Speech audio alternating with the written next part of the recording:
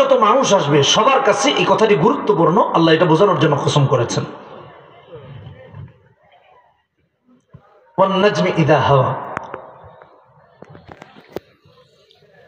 আচ্ছা, কসমের আরেকটা বিষয় হলো, কসম করতে হয় আল্লাহর নামে। এখানে আল্লাহ কসম করলেন তার মাখলুকের নামে। নাজম এটা তো আল্লাহর মাখলুক। প্রথমত তিনি খালেক, এজন্য তিনি তার সৃষ্টির কসম করেছেন। আর আমাদের করতে হয় স্রষ্টার কসম, কারণ আমরা মাখলুক। আমাদের জন্য আল্লাহ ছাড়া কারো নামে কসম করা জায়েজ নাই, এমনকি হাদিসে এসেছে শিরকও বটে। আল্লাহ ছাড়া কারো নামে কসম করা যাবে না। আমাদের সমাজে এখন কিছু লোক আছে বোন নামে কসম করে, তার ভাবির কসম করলাম, ছেলের কসম করে, নাউজুবিল্লাহ, এটা জায়েজ নেই। কসম করতে হয় একমাত্র কার নামে? এই যে এই মেসেজগুলো মাথায় রেখেন, এগুলো খুব গুরুত্বপূর্ণ, সমাজে এগুলো খুব দরকার। তাহলে কসম করতে হয় কার নামে? আল্লাহর নামে। আল্লাহ ছাড়া কারো নামে কসম করা যায়? যায় না, এটা মাথায় রেখেন।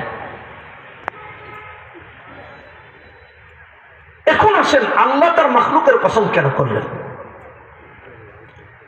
মুফাসসিরিন কেরামগণ বলেন, আল্লাহ তার মাখলুকের কসম করে তার মাখলুকের বিশালতা দিয়ে স্রষ্টার বিশালতা মানুষের কাছে তুলে ধরছেন। যে আমার সৃষ্টির বিশালতা যদি এত হয়, তাহলে আমি আল্লাহ কত মহান, চিন্তা করো। নাস্তিকরা মুরতাদরা যেন আল্লাহ সৃষ্টি নিয়ে গবেষণা করে আস্তিক হয়ে যায়, আল্লাহতে বিশ্বাসী হয়ে যায়। বলে হুজুর এমন কি আছে এখানে যে আল্লাহর এই সৃষ্টি নিয়ে চিন্তা করে মুসলমান হয়ে যাবে? আসেন ছোট্ট পরিসরে একটু বলি। এই যে আল্লাহ তারকার কসম করলেন, সূর্য একটা তারা, সূর্য একটা কি? তার 8টা গ্রহ আছে, তার মাঝে পৃথিবী একটা। এই 8টা গ্রহ নিয়ে সূর্য, এই পুরো জগৎটাকে বলা হয় সৌরজগৎ। আচ্ছা ভাই, এখানে কেউ আছেন যে পৃথিবীর এই মাথা থেকে ওই মাথা গেছেন?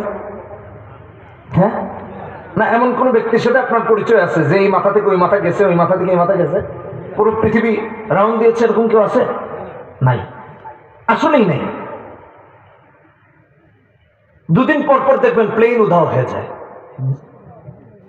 রাডার খুঁজে পায় না, নেটওয়ার্কের বাইরে চলে যায়, কোনো কিছুতেই প্লেনকে উদ্ধার করা যায় না। শেষ সময় মনে হয় মালয়েশিয়ান এয়ারলাইন্স একটা উধাও হয়ে গেছে, যতটুকু মনে পড়ে, আজও পর্যন্ত খুঁজে পায় না। এরকম বহু প্লেন আছে।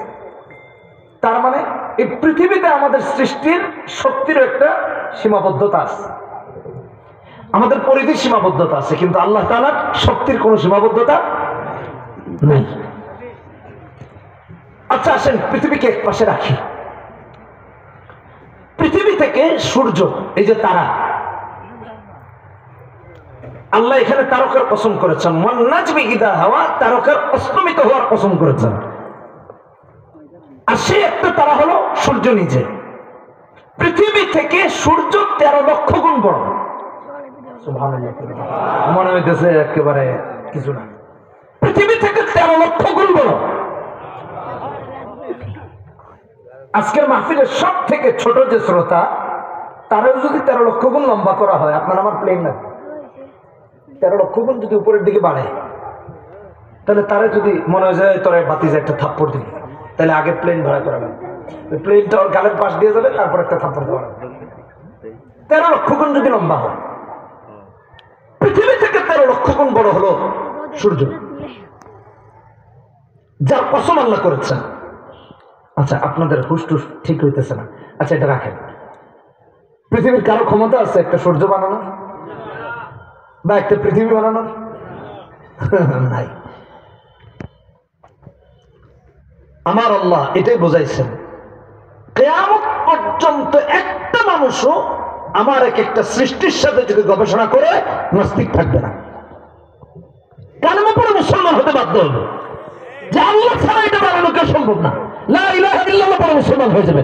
এই জন্য আপনারা দেখবেন বড় বড় চিকিৎসক, বড় বড় বিজ্ঞানীরা নাস্তিক হয় না, তারা আস্তিক হয় যে এটা কেউ না কেউ বানাইছে। হয়তো সবাই আল্লাহকে বিশ্বাসী না, কিন্তু এটা বিশ্বাস করে যে কেউ না কেউ বানাইছে, নাস্তিক হয় না। সবচেয়ে মূর্খ যেগুলো, এগুলো নাস্তিক হয়, আল্লাহতে বিশ্বাসী হয় না, স্রষ্টাতে বিশ্বাসী হয় না। মুফাসসিরিনে কেরামগণ বলেন, আমার আল্লাহ তার মাখলুকের কসম করে বোঝালেন, বান্দা আমার সৃষ্টিগুলো নিয়ে গবেষণা করো, আল্লাহর সন্ধান পেয়ে যাবা, কালেমা পড়ে মুসলমান হয়ে যাবা। এই জন্য আল্লাহ তার এই মাখলুকগুলোর কসম করেছেন, কারণ এর আড়ালে বিশাল এক স্রষ্টা যার ক্ষমতা অসীম। এগুলো উদাহরণ দিয়ে বুঝাইলে অনেক বোঝানো যায়। যেমন ধরেন এই মাইক্রোফোনটা, এটা বানাইছে চায়না, মনে করেন এটা বানাইছে জাপান। আপনি অটোমেটিকলি ভাববেন যে না, জাপান একটা ভালো, কারণ তাদের একটা শোনা আছে। এর আড়ালে জাপান আর এর আড়ালে চায়না। ভাবতে পারেন যে বাড়িতে নেওয়ার আগে নষ্ট হয়ে যেতে পারে। তাহলে জাপানের শ্রেষ্ঠত্ব যদি তার প্রোডাক্ট দিয়ে আপনি যাচাই করেন, তাহলে সূর্য, চন্দ্র, তারকা, এই মহাকাশ, এই পৃথিবী যিনি বানিয়েছেন তার শক্তির চেয়ে শক্তি আর কারণ হতে পারে না। তিনি আমাদেরকে জোরে বলুন কে? আরো জোরে আল্লাহ। আচ্ছা আসেন, এটা গেল একটা। এত কিছু বললাম যে কসমটা আল্লাহ কেন করলেন, এর পরের কথাগুলো নিয়ে যদি কেউ বিশ্বাস অবিশ্বাস না করে, সন্দেহ পোষণ যেন না করে, গুরুত্বপূর্ণ কথা এটা বোঝানোর জন্য আল্লাহ কসম করেছেন। গুরুত্বপূর্ণ কি কথা? এক নাম্বার, মা দাল্লা সাহিবুকুম ওয়া মা গাওয়া। তোমাদের সাথে মুহাম্মদ সাল্লাল্লাহু আলাইহি ওয়াসাল্লাম, তিনি বিভ্রান্ত না, বিপদগামীও না। একটা মেসেজ। দ্বিতীয়ত, ওয়া মা ইয়ানতিকু আনিল হাওয়া ইন হুয়া ইল্লা ওয়াহয়ু ইউহা। যে নবীজি নিজের থেকে কিছু বলেন না, যা বলেন সেটা কি? ওহী, আল্লাহর তরফ থেকে যা আসে তাই বলেন। এবং এই কথাগুলো বলার আগে আল্লাহ কসম করেছেন। আসেন, কসম করার প্রেক্ষাপট কেন হলো? আল্লাহ তাআলাকে এই কথাগুলো বলতে গিয়ে কসম কেন করতে হলো, এটা বুঝেন। 1450 বছর আগে একটু চলেন আমরা যাই। নবীজি যখন মায়ের পেটে বাবাকে হারিয়েছেন, আব্দুল্লাহর ইন্তেকাল হয়েছে। 6 বছরের মাথায় মাকেও হারিয়েছেন, মাও নাই, বাবাও নাই। বাবা মায়ের পর যিনি প্রথম অভিভাবক হয়েছেন দাদা আব্দুল মুত্তালিব, তিনিও মারা গেলেন। অভিভাবক হয়েছেন চাচা আবু তালেব। 40 বছর বয়সে নবুয়তি পেয়েছেন, কালেমার দাওয়াত দেওয়া শুরু করছেন। ইয়া আইয়ুহান নাস কুলু লা ইলাহা ইল্লাল্লাহু তুফলিহুন। সেদিন থেকে সবার কাছে রাসূল খারাপ হয়ে গেছেন।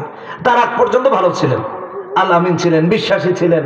মুহাম্মদ সাল্লাল্লাহু আলাইহি ওয়াসাল্লামের যে ভালো মানুষ ছিল না। আর যখন থেকে তিনি লা ইলাহা ইল্লাল্লাহ বলেন, সবার থেকে খারাপ হয়ে গেছেন। ওদের কাছে কাফেরদের কাছে, মুশরিকদের কাছে। নবীজির উপর শারীরিক মানসিক নির্যাতন নেমে আসলো।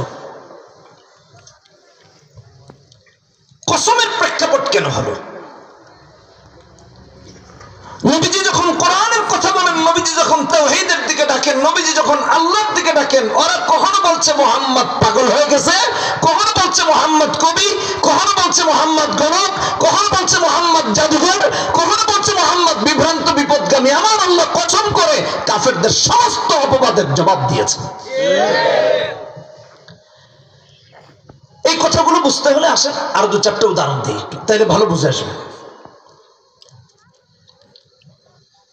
কাফের মুশরিকরা নবীকে বলল কবি, আর কোরআনকে বানাইলো কবিতা। যে কোরআন এত সুন্দর, এটা কবিতা ছাড়া কিছু না। নবুয়তকেও স্বীকার আর ওহীকেও স্বীকার করে। আমার আল্লাহ কোরআনে একটা সূরা আছে, সূরা হাক্কা, 41 নম্বর আয়াতে বললেন ওয়ামা হুয়া বিকাউলি শাইর কালিলাম মা তুমিনুন। আল্লাহ জবাব দিয়েছেন, ওদের অপবাদের জবাব দিয়েছেন রাসূলের উপর। ওরা বলল মুহাম্মদ পাগল হয়ে গেছে, নয়তো লাতের মানাতের উজ্জার হুবলের বিরুদ্ধে গিয়া ধর্ম ত্যাগী হয়ে এক আল্লাহর কথা বলতো না। আমার আল্লাহ জবাব দিয়ে কোরআনে কারীমের সূরা তাকওয়িরে 22 নম্বর আয়াতে বলেন ওয়ামা সাহিবুকুম বিমাজনুন, মা সাহিবুকুম বিমাজনুন। তোমরা যাকে পাগল বলছো তোমাদের এই সাথী মোহাম্মদ পাগল না। আল্লাহ জবাব দিয়েছেন, প্রতিবাদ করেছেন কোরআনে। ওয়াজটা একটু মনোযোগ দিয়ে শুনেন। মজা নিতে কেউ আইসা থাকলে মজা পাবেন, চলে যেতে পারেন। শিক্ষার জন্য, আমি নিজে শেখার জন্য, তাহলে একটু খেয়াল করে শোনেন। ওরা বলল মুহাম্মদ সাল্লাল্লাহু আলাইহি সাল্লামের মুআজিজা দেখে বলল এটা গণক ছাড়া আর কিছু না, মুহাম্মদ গণক।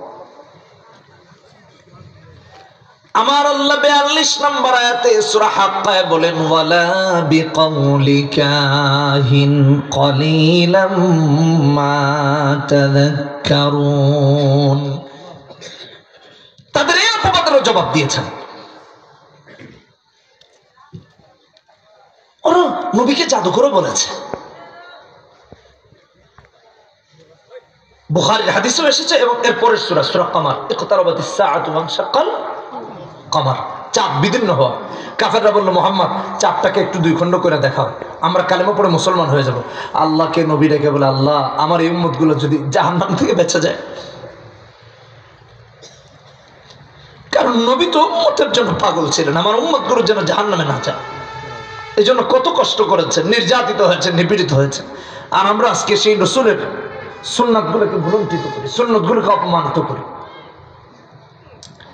এটা মুমিন করতে পারে না। সূরা তাওবাতে আল্লাহ বলেছেন না 128 নম্বর আয়াতে লাকাদ জাআকুম রাসূলুম মিন আনফুসিকুম আজিজুন আলাইহি মা আনিতুম হারিসুন আলাইকুম বিল মুমিনিনা রাউফুর রহিম। সেই রাসূল আমাদের প্রতি যিনি দয়াবান ছিলেন, আমাদের ব্যথায় যিনি ব্যথা পেতেন, কষ্ট পেতেন, আমরা রাসূলকে অপমান করা হইলে একটু কষ্ট পাই না। কি নাফরমান উম্মত হয়ে গেছে। এর চেয়ে মুমিনের ব্যর্থতা আর কিছু হইতে পারে না।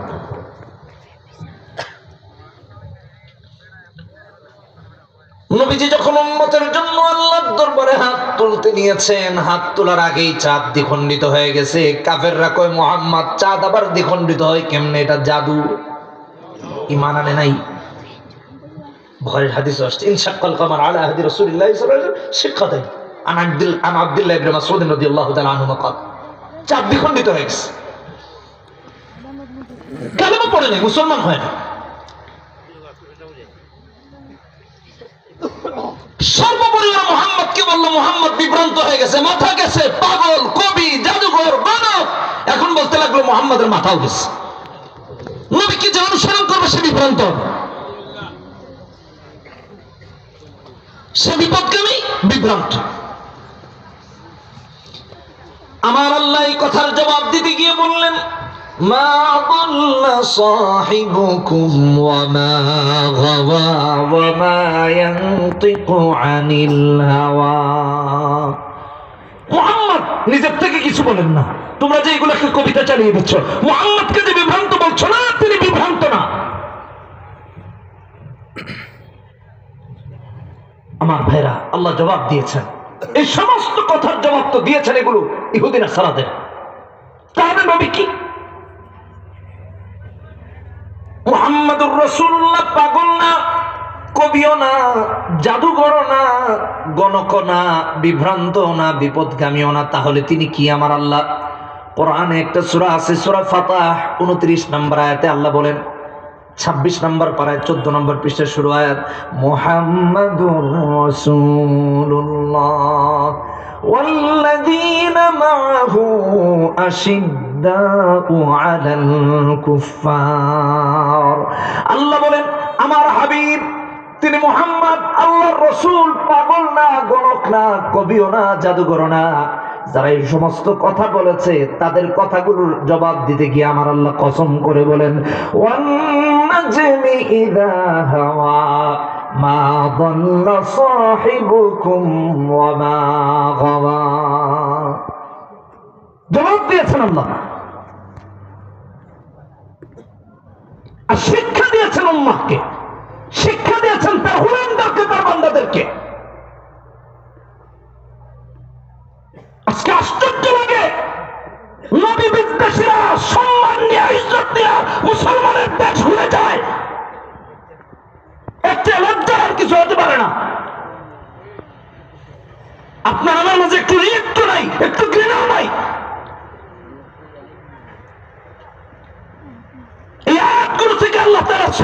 বলেছেন কোরআন বিদ্বেষী, নবী বিদ্বেষী, ইসলামের সাথে যারা বিদ্বেষ পোষণ করে, কিয়ামত পর্যন্ত রাসূলকে যারা গালি দিবে, বাজে কথা বলবে, কোন মুসলমান তাদের কথা চুপ থাকতে পারে না। নিজের সর্বোচ্চ দিয়া তাদের বিরুদ্ধে প্রয়োজনে জিহাদ অবতীর্ণ হবে, জিহাদ অবতীর্ণ হবে, জিহাদ অবতীর্ণ হবে।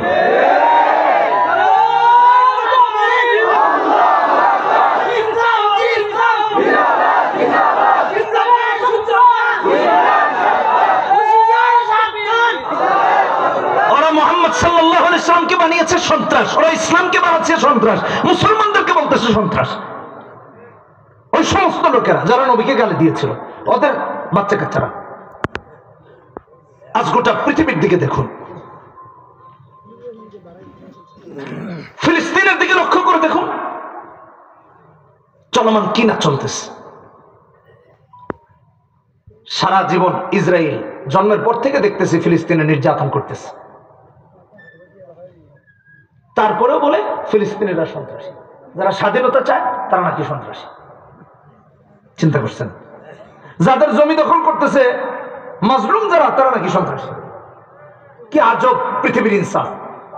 ইসলামের ইনসাফ এটা না, এটা বর্তমান জালেমদের বক্তব্য। আচ্ছা ভাই আমার, ফিলিস্তিনের দিকে তাকান, আসেন একটু খোলামেলা কথা বলি। বছরের পর বছর ঈদ নাই, রমজান নাই, ইফতার নাই, সাহরি নাই, মুসলমানদেরকে মেরে যাচ্ছে।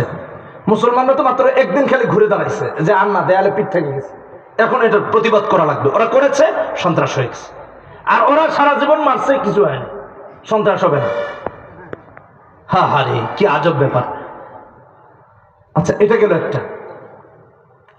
দেখেন হামাস ইসরায়েলে হামলা করেছে, কিন্তু বেসামরিক লোকদেরকে মারে নাই, হত্যা করে নাই। এটা তো আমাদের না, ইহুদিদের বক্তব্য আছে। আপনারা একজন মহিলার বক্তব্য দেখেন নাই, ভাইরাল হয়েছে। সে বলতেছে হামাসের সদস্যরা আমার বাড়িতে আসছে, আমারে বলছে আমরা মুসলমান, আপনি টেনশন করবেন না। বাহ, টেনশন করতে না করছে, তার বাসায় থেকেছে, সামান্য সময় খাওয়া দাওয়া করেছে, এটা যেটা বলে আমার সাথে কোনো খারাপ আচরণ করে নেই। আচ্ছা এটা গেল আক্রমণের অবস্থা।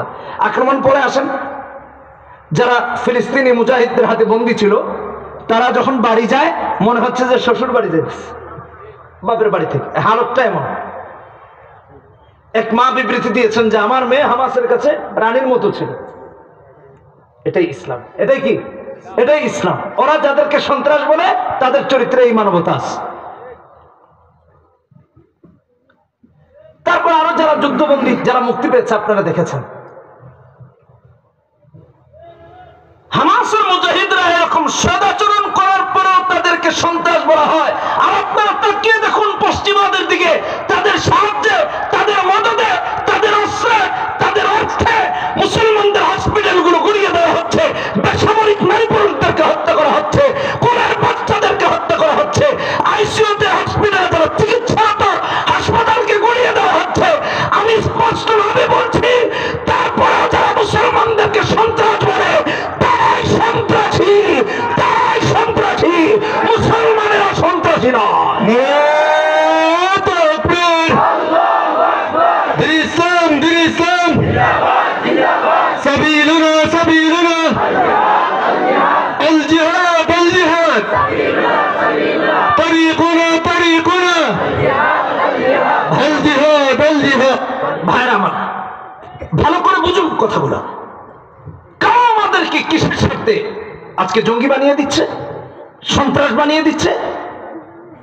যারা গোটা পৃথিবীব্যাপী সন্ত্রাসী কর্মকাণ্ড করতেছে, তাদের কাজকে আড়াল করার জন্য মুসলমানের উপর সন্ত্রাসীর তকমা লাগিয়ে দেওয়া হচ্ছে। গোটা পৃথিবীতেই ষড়যন্ত্র চক্রান্তের শিকার মুসলমানরা। আচ্ছা এটা তো 2023 সালের, এখন 24-এর কথা বললাম। 1450 বছর আগে রাসূলের আখলাক কেমন ছিল আসেন একটু দেখি। এই জন্য আল্লাহ বলেছেন ওয়ামা আরসালনাকা ইল্লা রাহমাতাল লিল আলামিন। গোটা বিশ্ব জগতের জন্য রাসূল হলেন রহমত। একটা কিতাব আছে আল মাগাজি লিল ইমাম মুসা ইবনে উকবা।